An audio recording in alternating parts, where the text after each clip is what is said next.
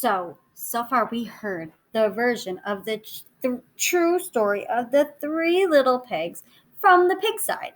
Now we're going to hear the true story of the three little pigs, written by, who do you think is telling this story? I think it's the wolf. Everybody knows the story of the three little pigs, or at least they think they do. But I'll let you in on a little secret. Nobody knows the real story because nobody has ever heard my side of the story.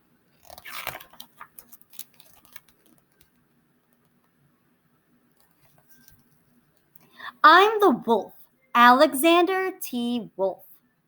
You could call me Al. I don't know how this whole big bad wolf thing got started, but it's all wrong. Maybe it's because of our diet.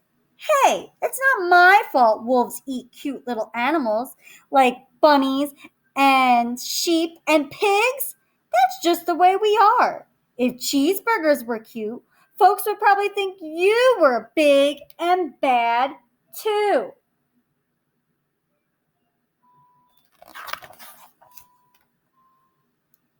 But like I was saying, the whole big bad wolf thing is all wrong.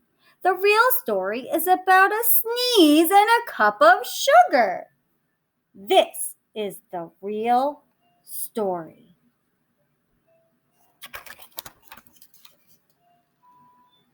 Way back and once upon a time, I was making a birthday cake for my dear old granny. I had a terrible sneezing cold. I ran out of sugar.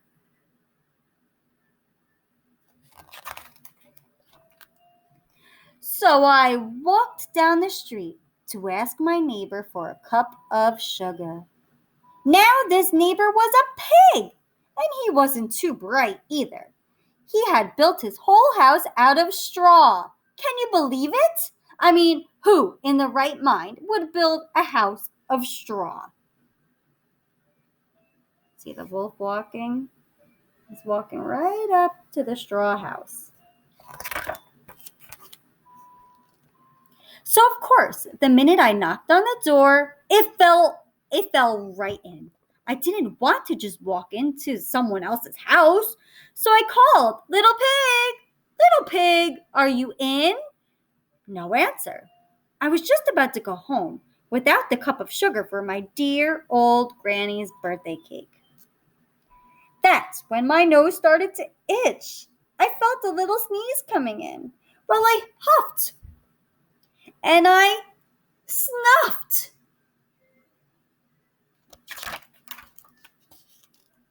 And I sneezed a great sneeze. He's saying I didn't huff and puff. I just sneezed. And you know what? That whole darn straw house fell down. And right in the middle of the pile of straw was the first little pig. He was dead as a doornail. He had been home the whole time. It seemed like a shame to leave a perfectly good ham dinner lying there in the straw, so I ate it up. Think of it as a big cheeseburger, just lying there. I mean, he didn't do anything to him. He was already like that. He saw him when the house fell down from his sneeze.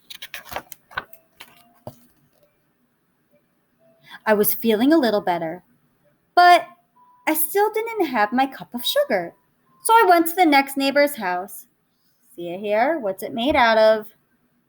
The neighbor was the first little pig's brother. He was a little smarter, but not much. He had built his house out of sticks. I rang the doorbell on the stick house. Nobody answered.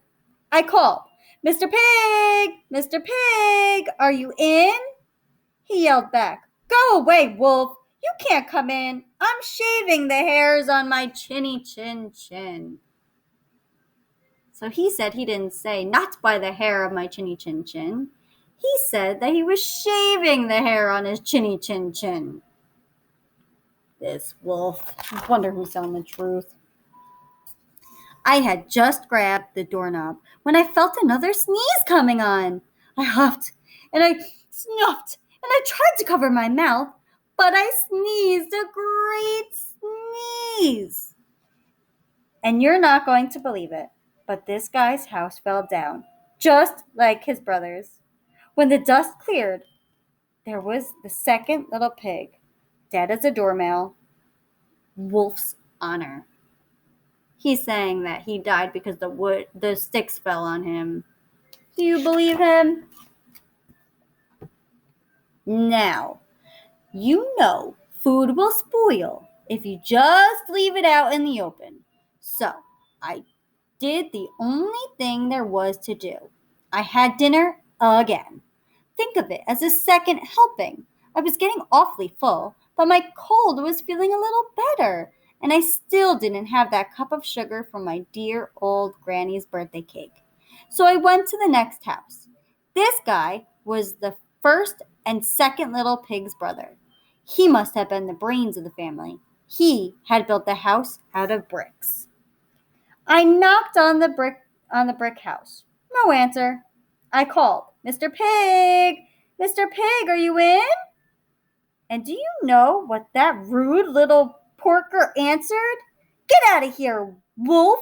Don't bother me again. Talk about impolite. He probably had a whole sack full of sugar, and he wouldn't give me even one little cup for my dear sweet old granny's birthday cake? What a pig! I was just about to go home and maybe make a nice birthday card instead of a cake when I felt my cold coming on. I huffed and I snuffed and I sneezed once again. Then the third little pig yelled, "And your old granny can sit on my pin." Oh, now I'm usually a pretty calm fellow, but when somebody talks about my granny like that, I go a little crazy. When the cops drove up, of course I was trying to break down the pig's door, and the whole time I was huffing and puffing and sneezing and making a real scene.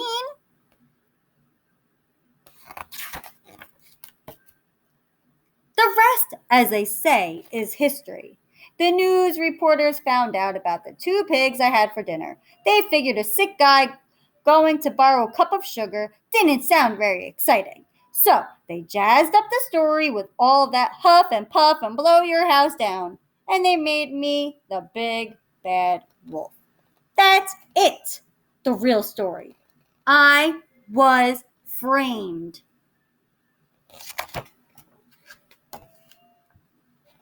But maybe you could loan me a cup of sugar. That's funny. Oh my goodness. Who was telling the real story? The wolf or the pigs?